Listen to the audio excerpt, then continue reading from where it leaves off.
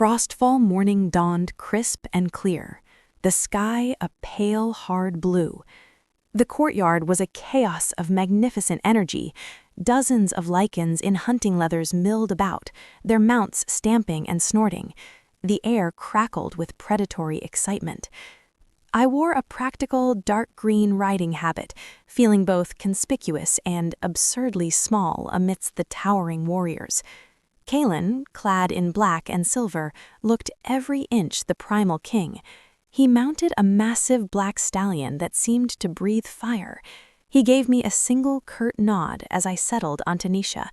Lady Nyra, elegant and deadly on a white horse, shot me a smile that was all sharp edges. Try to keep up, human. The woods do not care for titles. The horn sounded, a deep, bellowing call that stirred something ancient in the blood. We surged forward, a river of horseflesh and power flowing out of the keep and into the vast, whispering wilds of Tharn. The forest was a cathedral of ancient trees and dappled light. I focused on Kalen's broad back, on matching Nisha's rhythm to the pounding hooves around us. The Lycans were a breathtaking spectacle of unity and wild grace. Then a deeper horn blast echoed. The hunt was on. The energy shifted instantly. A wave of power, hot and palpable, washed over the company. All around me, riders began to change. It was not the monstrous transformation of horror tales, but a swift, terrifyingly beautiful blur of light and reshaping. Where a lord had been, a massive gray wolf now ran. A lady became a sleek, spotted hunter. Their clothes and gear seemed to melt into their new forms. My heart seized in my chest. Kalen glanced back, his eyes already glowing with a preternatural light. "Stay with me, Alara," he called, and then he was gone. In his place, a Lycan of breathtaking power stood, a giant midnight black wolf with those same piercing amber eyes. He threw his head back and issued a howl that vibrated in my very soul, a call of command and pure, untamed freedom. The pack, now fully shifted, shot into the undergrowth after their quarry, moving with impossible speed. I was alone atop Nisha, surrounded by the echoes of the wild, the human spectator in a realm of gods. I urged Nisha forward, following the distant sounds of the hunt, the crashing in the brush, the triumphant howls. The forest closed in, thicker and darker. I had lost sight of the main pack, only occasional flashes of fur in the distance. Panic, cold and slick, began to rise in my throat. A low growl rumbled to my right. I pulled Nisha to a halt, my blood turning to ice. From the shadows of a dense thicket, two large, rough-coated wolves emerged. They were not part of the royal party. Their eyes held a hungry, malicious glint, and they paced forward, saliva dripping from their jaws. Rogues, outcasts, and they were staring directly at me. Nisha snorted, dancing sideways in fear. I gripped the reins, my mind racing. Flight was impossible. They would run her down. "Steady, girl," I whispered, my voice trembling. One of the wolves lunged not at me, but at Nisha's legs, trying to cripple my mount. Acting on pure instinct, I did the only thing I could think of. I screamed, not a scream of fear, but a raw, commanding shout of fury I didn't know I possessed. "Back!" The force of it, fueled by terror and a desperate will to live, echoed through the clearing. To my astonishment, the attacking wolf flinched, faltering for a crucial second. But the second wolf was already in the air, jaws aimed for my throat. Time slowed. Then a black blur of fury exploded from the trees. Kalen. He collided with the leaping wolf mid-air, a snarl ripping from his throat that promised death. The sound of the impact was sickening. He threw the rogue aside as if it were a rag doll. The first wolf turned to flee, but Kalen was on it in 2 bounds. His power was not just strength, it was terrifying, efficient finality. It was over in heartbeats. The clearing fell silent, save for Nisha's panicked breathing and my own ragged gasps. Kalen, in his Lycan form, stood over the fallen rogues, his muzzle stained. He turned to me, his amber eyes blazing with a storm of emotions, fury, fear, and something that looked like awe. He shifted back to his human form in a shimmer of light, his chest heaving, his clothes reforming. He strode to me, his hands closing tightly around my arms. "Are you hurt?" he demanded, his voice a rough growl, his eyes scanning me frantically. I could only shake my head, mute with shock. The intensity in his gaze was overwhelming. In that moment, he was not a distant king examining a puzzle. He was a protector, shaken to his core. The return to Blackstone Keep was a silent, heavy procession. The hunt was abandoned. Kalen rode beside me, a constant, brooding presence, his jaw clenched tight. The story of the rogue attack and my shouted defiance had spread through the returning hunters in hushed, incredulous tones. I was no longer just the surprising bride. I was the human who faced down rogue wolves and lived. I was taken directly to my chambers, where a silent healer checked me over and left. I expected Kalen to retreat to his own quarters, to process the event with cold logic. But as dusk fell, a quiet knock came at my door. He entered, having changed his clothes, but the wild, unsettled energy still clung to him. He stood by the fireplace, staring into the flames. "They were sent," he said, finally, his voice quiet but dangerous. "Those rogues, they were driven towards the hunt's perimeter, towards you." The confirmation of my deepest fear stole my breath. "Lady Nyra?" I whispered. He shook his head, a sharp movement. "Her methods are subtler. This was cruder. A faction among the old guards who see any human alliance as a dilution of Lycan purity. They meant to kill you and make it look like a tragic accident of the wild." He finally turned to look at me, his expression raw with a guilt I hadn't anticipated. "I brought you there. I put you in that danger to test you. My pride, it almost got you killed." The admission hung in the air, a testament to a shifting foundation. "You saved me," I said simply. "No," he countered, taking a step forward. "You saved yourself. That command you gave, it held a resonance, a spark of will that even a rogue beast felt." He moved closer, until we were standing before me. He didn't touch me, but the space between us hummed with unspoken things. "Who are you, Alara Vance?" he asked, not with suspicion now, but with a deep, genuine yearning to know. The ugly, hidden sacrifice, or something else entirely? I looked up into his eyes, seeing the king, the wolf, and the man all wrestling within him. "I am beginning to wonder that myself," I answered, truthfully. For the first time, a real, gentle smile touched his lips, softening the hard lines of his face. It felt like a victory more profound than any. The days that followed the Frostfall hunt marked a subtle but irrevocable change. Kalen no longer watched me from a distance. He sought me out. We walked the battlements at twilight, discussing the history of Tharn, the politics of Ieth, the burdens of rule. He spoke of the loneliness of the crown, of the constant pressure to be both man and monster, king and beast. I spoke of the silence of being unseen, of the strength it takes to endure without becoming bitter. We were two solitary islands, finding an unexpected, uncharted continent between us. I found myself in the library more often, and he would often join me, pulling a volume on astronomy or ancient treaties from the shelves, reading passages aloud, debating their meaning. The court watched this new development with a mixture of shock, resentment, and cautious acceptance. Lady Nyra's smiles grew thinner, her comments more barbed, but she stayed within the lines of propriety. One afternoon, as we reviewed trade ledgers in his solar, a task he had begun to include me in, a grizzled old general, Tark, burst in without ceremony. "My king, the border scouts from the Ironwood sector, they've returned. They bring troubling news." Kalen's head snapped up, the easy warmth vanishing, replaced by the alertness of the warrior king. "Report." Tark's eyes flickered to me, then back to Kalen. "Signs of a concentrated force gathering on the Ieth side of the pass. Human soldiers, more than just a patrol. They are digging in." The air left the room. My blood ran cold. Ieth? My family? Kalen's gaze slowly turned to me. The trust that had been weaving between us stretched taut, threatening to snap.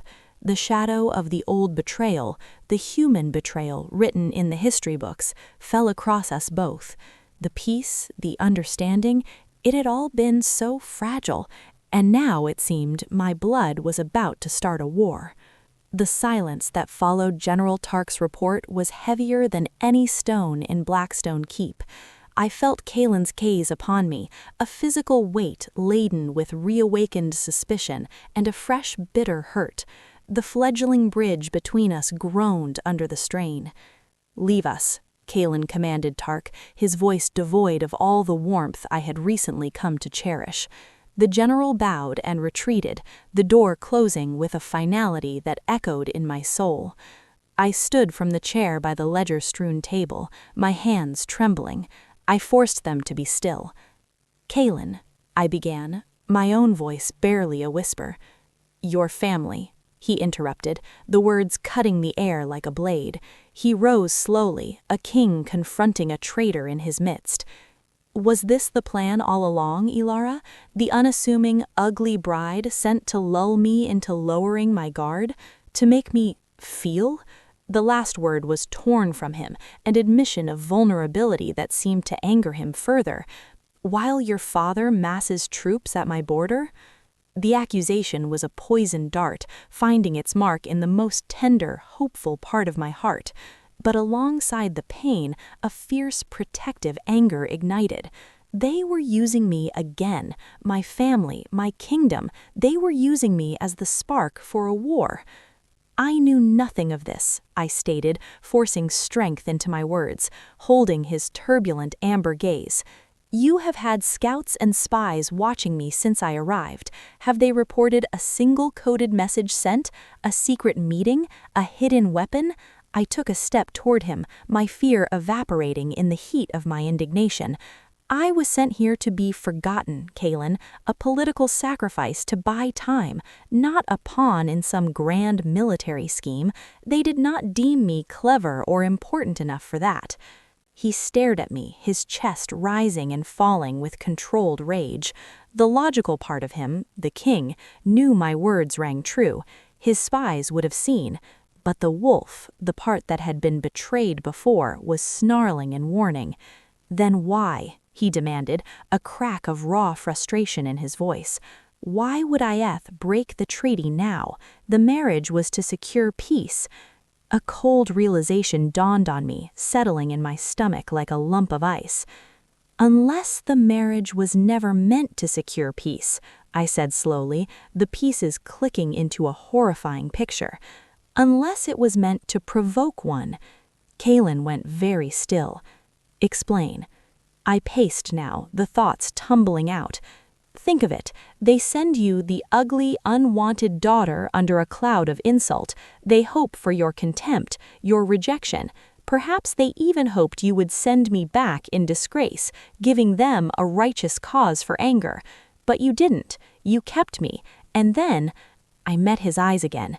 "And then you started to show me respect, to include me. The rumors of that would have reached Ayeth by now. The Lycan King valuing his human bride. That might be an even greater provocation to those in my father's court who fear your power and hate any alliance. They could be moving now to rescue me from a monster, or to strike before our rapport leads to a true, unbreakable bond between our kingdoms." The room was silent as the full, ugly scope of the manipulation unfolded between us. I was a tool regardless, first to be discarded, now to be used as a catalyst for bloodshed. Kalen's expression shifted from anger to a deep, chilling calm. The king was back in full command. "If that is their game," he said, his voice low and dangerous, "they have miscalculated on 2 counts. He walked to the window, looking out over his harsh, beautiful realm. "First, they underestimated you, and second," he turned, and the look he gave me was not one of a man looking at a pawn, but at an ally. The Blackstone Keep transformed from a court into a war council overnight. The change in Kalen was absolute. The contemplative man who debated star lore with me was gone, replaced by the strategic, formidable Lycan Alpha. I was not shut out. To the stunned silence of his generals, he had me brought to the strategy room. "She knows the court of IF," was all he said, his tone brooking no argument. "She knows their motivations, their weaknesses of pride. You know terrain and strength. We will use all available intelligence." Lady Nyra's composure finally cracked. "My king, this is unprecedented. A human woman in the war room? It is an affront to our ways." Her silver eyes blazed with fury directed at me. Kalen didn't even look at her. His gaze was fixed on the large map spread across the stone table. "Our ways are being tested, Nyra. We will adapt or we will fall. You are dismissed if you cannot contribute." The heir left the room. Nyra, pale with fury, bowed stiffly and left. The message was clear. My position had shifted irrevocably. For hours we pored over the maps. I pointed out the valleys my father's generals would consider strategic, the passes they would deem too treacherous for a large force. I explained the pomp and pageant of the Iethalian army, their reliance on heavy cavalry and bright banners, their disdain for what they called beastly guerrilla tactics. "They will expect a formal declaration, a lined battle on an open field," I said, tracing a line on the map with my finger. "They believe Lycans to be all brute strength and no subtlety." Kalen's lips curved into a smile that held no warmth. It was the smile of a predator setting a trap. "Then we will give them a lesson in subtlety." He began issuing orders in a rapid, clipped tone. Small, agile packs were to harry their supply lines. The rocky, high ground they coveted would be primed with avalanches. "And the main force?" asked General Tark, his earlier skepticism now replaced by grim focus. "Will be here," Kalen said, planting his finger on a location I had not considered, a dense, fog-choked forest the Athelians would avoid. "We will not meet their strength with ours. We will draw them into our domain, where every shadow is our ally." The plan was audacious, risky, and brilliant. It leveraged everything the Lycans were, and everything the humans feared them to be. As the generals departed to mobilize their packs, Kalen and I were left alone in the candlelit room. He looked exhausted, the weight of impending war etching new lines beside his eyes. "You should rest," I said softly. He shook his head, walking around the table to stand before me. "When they come, they will cry for your return. They will call me a kidnapper, a savage holding a precious daughter of Aethel." He searched my face. "I need to know, Ilara, when that moment comes, where will you stand?" It was the only question that mattered, the choice between the world that had hidden me and the one that had, against all odds, begun to see me. I didn't hesitate. I placed my hand over his where it rested on the cold stone table. The contact sent a current through us both. "I am standing right here," I said, my voice steady. "My family sold my peace for theirs. You have challenged me, protected me, and listened to me. You see Ilara, not a sacrifice, not a pawn. My place is here. My loyalty is here." The tension in his shoulders released, just a fraction.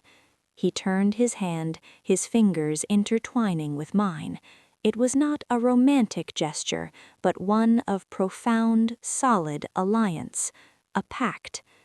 "Then together," he said, his amber eyes glowing in the dim light, "we will show them the cost of their betrayal."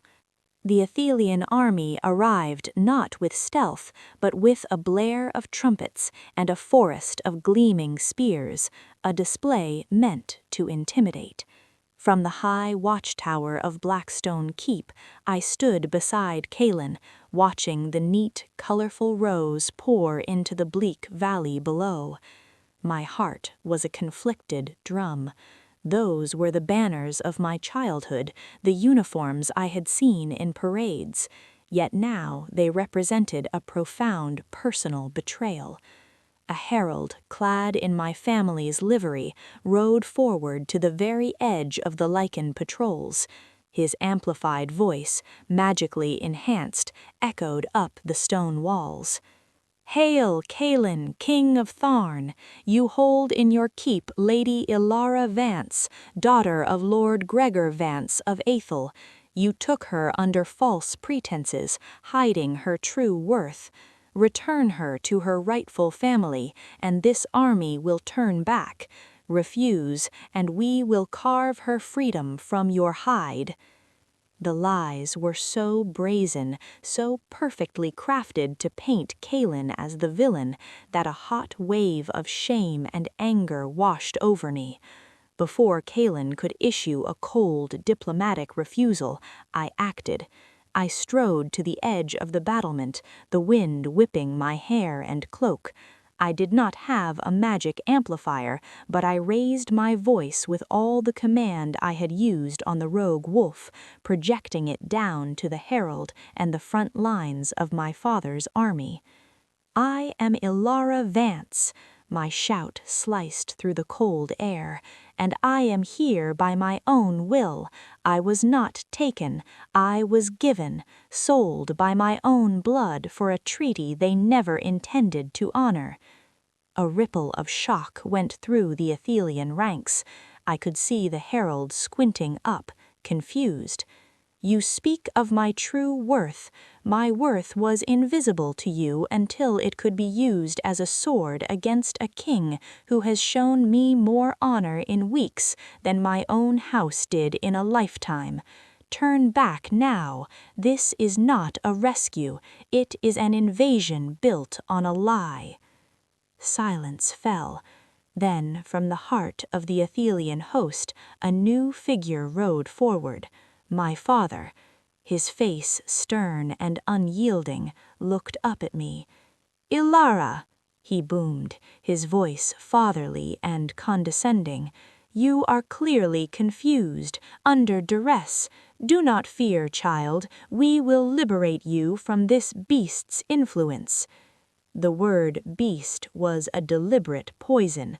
I felt Kaelin stiffen beside me. I leaned further over the battlement, my gaze locking with my father's. "The only beast here, father, is the one that trades its children for power. I am not confused. I am finally clear. I am Queen of Tharn by alliance, and I stand with my king. Attack this keep, and you attack me." The finality in my words hung in the air. I had publicly chosen a side, renounced my birth family, and claimed a title I had not yet been formally given. I felt Kaelin's hand come to rest, solid and warm, on the small of my back, a silent endorsement. My father's face darkened with fury. He raised his arm. The war horns of Athel bellowed, a sound of shattered diplomacy. The neatly ordered rows began to advance, a gleaming, deadly wave. Kaelin's hand squeezed gently before falling away. He turned to the signalman beside him, his face a mask of fierce pride and impending fury. "Let the forest welcome them," he said, his voice a low growl that promised vengeance. "Begin the hunt." What followed was not the grand, heroic battle sung of in Athelian ballads. It was a masterpiece of calculated terror. As the army marched toward the perceived weak points of the keep's defenses, the very land of Tharn rose against them.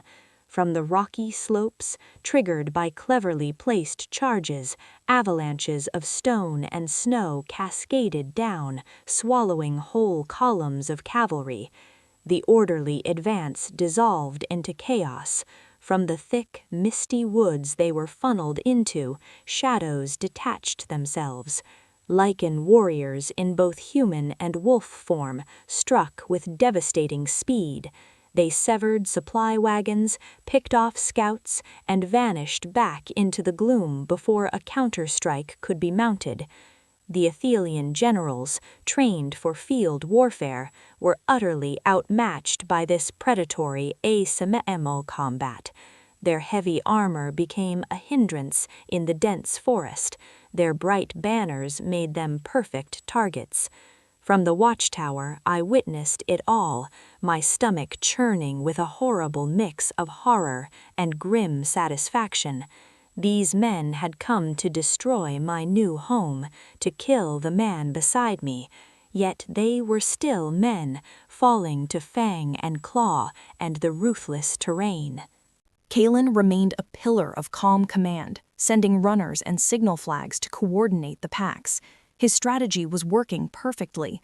The mighty Athelian army was being bled, confused, and demoralized without ever engaging the main Lycan force. But my father was no fool. Seeing his conventional tactics failing, he made a desperate, bold move. He rallied his most elite knights and a contingent of archers, and instead of pushing deeper into the deadly forest, they fought their way toward the oldest part of the castle walls, a section I had once noted in the library archives as being of ancient, possibly weaker construction, a sally port long forgotten. "They're aiming for the old postern gate," I said urgently, grabbing Kalen's arm, "the one in the lower east wall, near the ruins of the old shrine." Kalen's eyes widened. He knew the spot. It was lightly defended, considered inaccessible from the outside. But with the main forces engaged in the woods, a small, determined group could breach it. "They mean to take the keep from within, to decapitate the command," he snarled. He turned to his guards. "Sound the recall for the Silvermane pack. Guard the queen." "No," I said, the word firm. He stared at me. "They are coming for me, Kalen, to reclaim their property, to break your spirit. If you recall packs from the field, the main army might rally. You must hold the strategy." I met his gaze, my own resolve hardening. "I know that part of the keep. The corridors are narrow, a maze. A small force can defend it.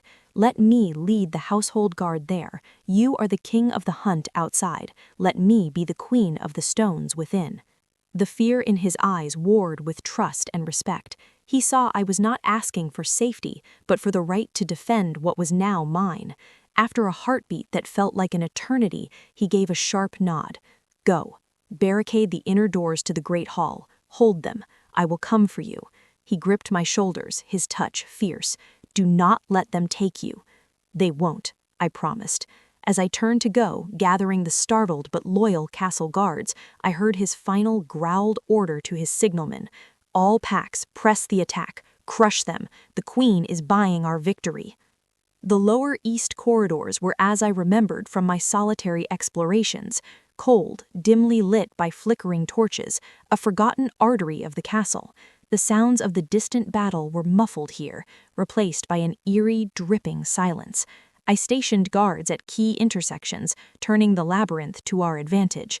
We heard them before we saw them, the clash of steel on stone, the grunts of effort, then the splintering crack as the ancient postern gate gave way. Boots echoed on the flagstones.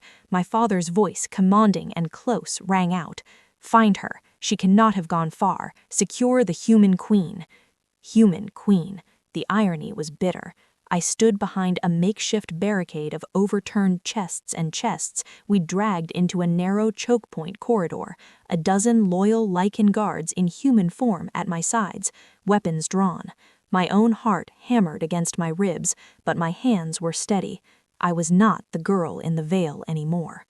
The first of my father's knights rounded the corner. He froze at the sight of our defensive line, and me standing at its center.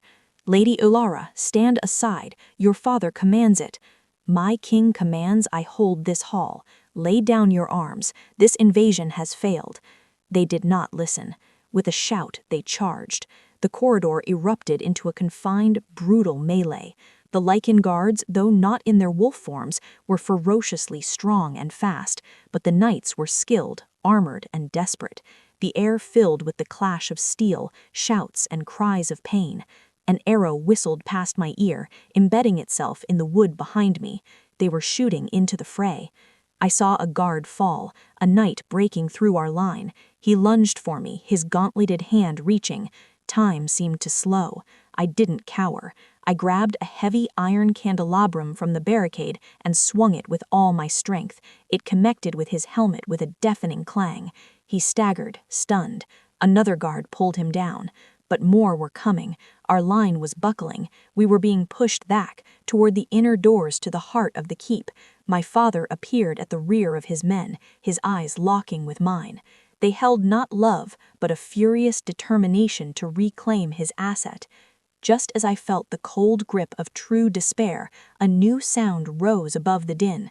Not a horn, but a howl, a deep, resonant, furious howl that shook dust from the ancient stones. It was followed by others, a chorus of vengeance closing in from inside the castle. From the corridor behind us, a wave of sleek, powerful forms poured forth, the Silvermane pack, and at the lead a giant black wolf with eyes of burning amber. Kalen had not recalled them to the field, he had sent them to me. The tide turned in an instant. The confined space, which had favored the armored knights against human-form guards, became a death trap against full-grown Lycans, fangs and claws against steel. The knights' formation collapsed into panicked individual fights they could not win. My father watched, his face ashen as his final gambit crumbled. Kalen, in his Lycan form, dispatched the last knight between us with a powerful swipe and shifted back. He stood, bloodied and magnificent, between me and my father. "It is over, Vance," Kalen said, his voice the guttural rumble of the king and the wolf combined. "Your army is broken. Your daughter has chosen her kingdom. Surrender now, and your men will live." My father looked from Kalen's fierce protectiveness to my unwavering stance at his side. He saw the loyalty of the Lycans around me. The fight left him, replaced by the hollow understanding of total defeat. His sword clattered to the stone floor. The silence that followed was thick with the scent of iron and settled fate. Kalen turned to me. The fury in his eyes melted away, leaving only a profound, desperate relief. Without a word, he pulled me into an embrace. It was not a romantic gesture, but one of consolidation, of two people who had faced the abyss and held the line together. I buried my face in his shoulder, the tension of the long days finally shattering. Later, under a moon that bathed the scarred but peaceful battlefield in silver, a different ceremony took place in the great hall of Blackstone Keep. Not a political treaty, but a coronation. Before the assembled packs and the captured, defeated lords of Aethel, Kalen placed not a veil, but a delicate circlet of obsidian and moonstone upon my brow. "Ilara of Tharn," his voice boomed, full of pride and a love that had been forged in trust and fire. "My partner, my equal, my queen." As I looked out at the court, at the respectful, now accepting faces of the Lycans, at the bowed heads of my former countrymen, I felt no triumph, only a deep, settled peace. The ugly, hidden sacrifice was gone. In her place stood a queen, seen, chosen, and home at last. The howls that rose in celebration that night were not just for a king, but for the union that had saved a kingdom, and for the unexpected strength found in lifting a veil. My entire life has been defined by a single, cruel word: sacrifice. I, Alara Vance, am the hidden daughter, the one kept in shadows while my sister, Celeste, basked in the light. Our kingdom, Aethel, is weakening, and the only proposed solution was a treaty with the formidable Lycan realm of Tharn, a marriage alliance. But the Lycan King, Kalen, was known for his terrifying power and icy heart. No one wanted to send the beloved jewel Celeste into that maw. So they offered him me. The rumor they spun was simple. The second daughter was plain, sickly, a quiet girl who would be no trouble. They promised a docile bride to a king who despised political gains. I heard the court whisper the real reason. Let the ugly one go. What a clever solution. The humiliation was a cold stone in my stomach, but beneath it, a spark of grim defiance flickered. If I was to be a sacrifice, I would not be a silent one. The day of the departure arrived, a gray morning that matched my spirit. I wore a heavy, elaborate veil that obscured everything, a symbol of my hidden face. My family's farewells were stiff, formal. My father's eyes held pity, my mother's relief. Celeste's embrace was brief. "Be brave, sister," she whispered, but her tone held the unspoken, "for all our sakes." I climbed into the ornate carriage without looking back, the veil my only shield against the world. As we crossed the bleak mountainous border into Tharn, a deep shudder ran through the very earth. I felt it in my bones. This was a land of raw, untamed power. My human senses were dull here, but my intuition screamed. We were being watched. The trees seemed to lean in, and the howls in the distance were not those of ordinary wolves. They were melodies of a wild, ancient magic. My heart pounded with the rhythm of fear and a strange, unsettling anticipation.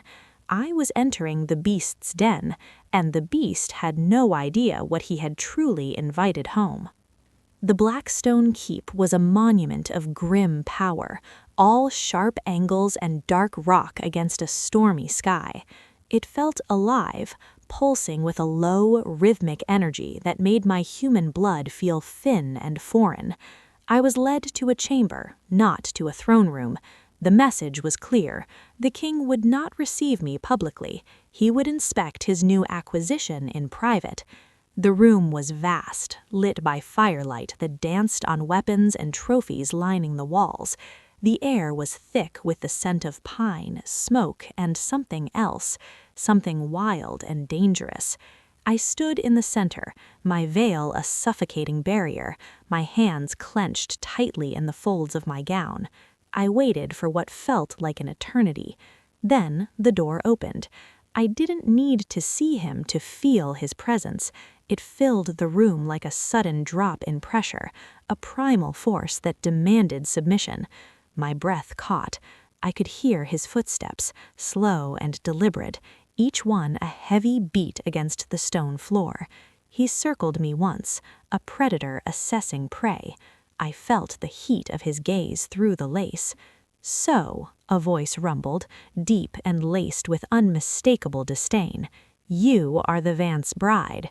The words were not a greeting, but a pronouncement of disappointment. "They say you are frail, that you prefer solitude."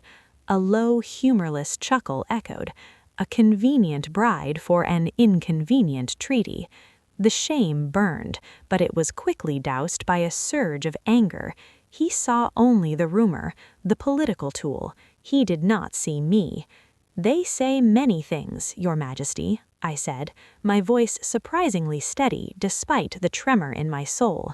He stopped in front of me. Silence stretched, taut and dangerous. "Lift your veil," he commanded, his tone leaving no room for refusal. It was not a request from a groom to a bride, but an order from a king to a subject. This was the moment my fate would be sealed by my face. With a slow, deliberate movement that hid the storm of fear inside me, I raised my hands. My fingers brushed the heavy fabric. I took a breath, my last breath as the supposed ugly hidden girl, and I lifted the veil. The fabric fell away from my face, and I looked up, meeting the gaze of the Lycan King for the first time. Kalen's eyes, which I had imagined to be like frozen gold, instead were a startling, vibrant amber, and in them I saw not just cold power, but a shock so profound it momentarily shattered his regal mask. His breath hitched, a nearly silent sound that roared in the quiet room. His stern expression faltered, his lips parting slightly. He stared, and for a long suspended moment there was no disdain, no disappointment, only pure, unadulterated astonishment. The rumors of my plainness, my sickly pallor, they evaporated under the intensity of his scrutiny.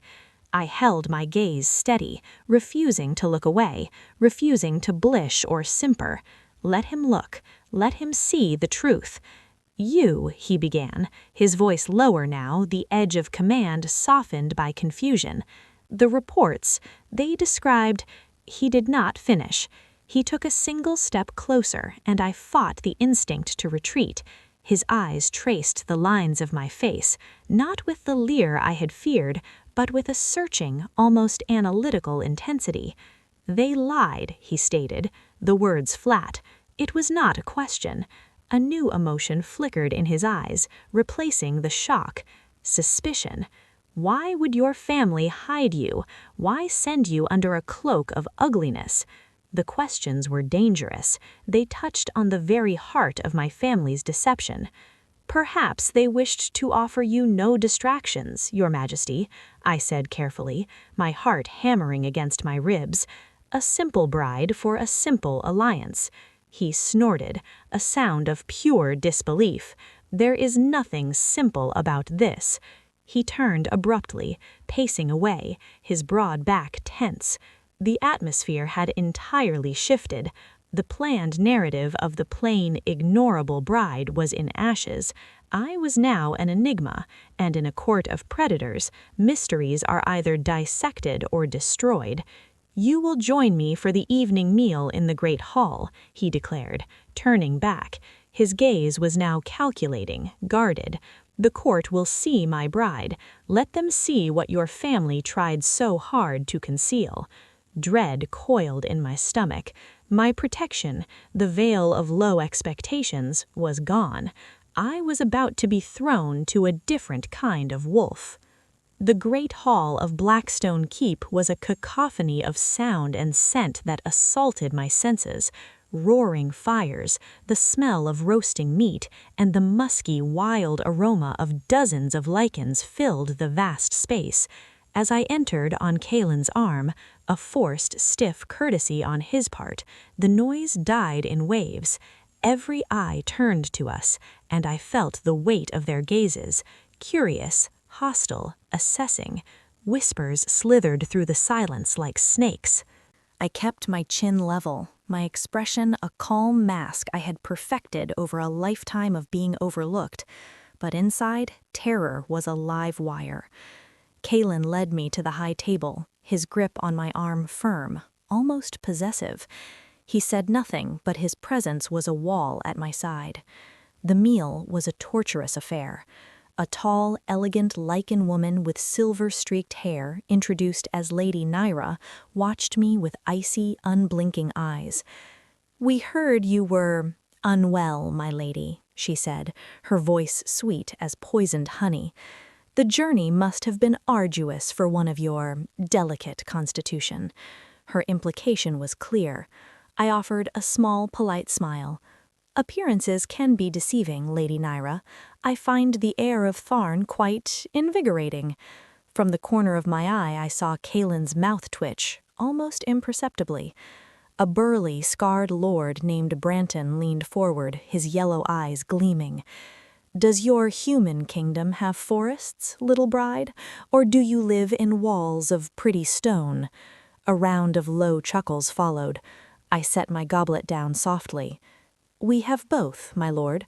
Walls can protect, but forests have roots. They remember, they endure." The laughter faded. I had not given the fearful, cowed response they expected. Kalen remained silent, observing, letting the court test me. It was a trial by conversation, and every word was a step on a knife's edge. Later, as a guard escorted me back to my chambers, the hallway seemed darker, longer. A shadow detached itself from an alcove. It was a young, handsome Lycan lord, his smile too wide, too friendly. "Lady Ilara," he purred, blocking my path slightly. "The king seems intrigued, but he is a busy man. If you ever feel lonely or lost in our strange land." His meaning hung in the air, unsavory and threatening. My guard stepped forward, growling low, and the Lord melted back into the shadows with a smirk. The message was received. I was a curiosity, a prize, or a threat. I had made an entrance, but I had also made enemies, and I was utterly, completely alone. Days bled into a tense, watchful routine. Kalen was an absent, brooding presence. He provided for me materially, fine rooms, garments, protection, but offered no warmth, no conversation. He was studying me, I realized, trying to unravel the puzzle I presented. My refuge became the castle's ancient, neglected Eastern library. It was dusty and cold, but filled with human and Lycan histories, books on botany and star lore. Here I could breathe. One afternoon, lost in a tome about the founding treaties between our peoples, I felt that familiar, overwhelming presence. I didn't need to look up. "You seek knowledge of our laws, Lady Ilara?" Kalen's voice came from the doorway. I marked my page and turned. He stood, arms crossed, leaning against the frame, silhouetted by the gray light from the hall. "I seek to understand my new home, Your Majesty. Knowledge seems a wiser tool than assumption." He entered, his footsteps silent on the stone. He picked up the book I'd been reading, his fingers brushing the old leather. "This treaty," he said, his voice low, "it was brokered after a great war, a war started by human betrayal." The accusation was clear. "It speaks of a Lycan ambush on a peace envoy," I replied quietly, meeting his gaze. "History is written by survivors. Its truths are often layered." He looked at me, that searching intensity back in his eyes. "You speak carefully." "I have learned that silence and care are a woman's armor in a court of teeth and claws," I said, a sliver of my true frustration slipping through. For a long moment he just looked at me. The suspicion in his eyes was now mingled with something else, a flicker of respect, perhaps. "The Frostfall hunt is in 3 days," he stated abruptly. "The court will ride. You will accompany us." My blood ran cold. A Lycan hunt on horseback, amidst shifting beasts? It was a spectacle and a potential death trap. "I am not a skilled rider, Your Majesty," I said, the fear genuine. A slow, dangerous smile touched his lips, the first I had ever seen. It transformed his stern face, making him look both breathtaking and terrifying. "Then it seems you have 3 days to learn. I will instruct you myself." It was not an offer, it was a new test, more direct and perilous than any verbal sparring in the hall. He was pushing me into the wild, literally and figuratively. As he left, the weight of his challenge settled on me. The hunt was not just a tradition, it was a proving ground, and I, a human woman with nothing but my wits and a king's brittle curiosity, would have to prove I was not prey. The royal stables were a world of their own, filled with the scent of hay, leather, and powerful beasts that were far more than ordinary horses. Kalen stood beside a tall, dark-coated mare with intelligent, gentle eyes. "This is Nisha," he said, his voice all business. "She is steady. She will not spook easily even around our other forms." His directness was a small mercy. The next 3 days were a grueling, painful, and utterly transformative education. Kalen was a demanding, relentless instructor. "Posture. You are a sapling in the wind. Be the mountain," he would command, his hands briefly adjusting my shoulders before pulling away as if burned. He taught me to read the mare's movements, to communicate through shifts of weight and intent, rather than just rein and heel. "A horse trusts confidence. So does a Lycan," he said once, his amber eyes holding mine for a moment that felt heavier than the instruction warranted. There was no cruelty in his teaching, only a fierce, unwavering expectation. I was sore, exhausted, but a strange fire had been lit within me. For the first time since arriving in Tharn, I was not passively observed, I was actively forged. On the evening before the hunt, as the setting sun bathed the training yard in gold, I managed a smooth canter around the perimeter, guiding Nisha through a simple pattern. I brought her to a halt before Kalen, my breath coming in quick puffs, my heart pounding with effort and a sliver of pride. He watched me, his expression unreadable. "You learn quickly," he stated. It was the closest thing to praise I had received from him, from anyone in this stone kingdom. "Necessity is a compelling tutor, Your Majesty," I replied, patting Nisha's sweat-damp neck. He stepped closer, his gaze intense. "Tomorrow, necessity will wear fangs and claws. Stay close to me during the hunt. The court's games in the hall are one thing. The games in the forest are another. Do you understand?" A chill that had nothing to do with the evening air crept down my spine. This was more than a test of riding, it was a test of survival. I nodded, the weight of his warning settled deep in my bones. "I understand."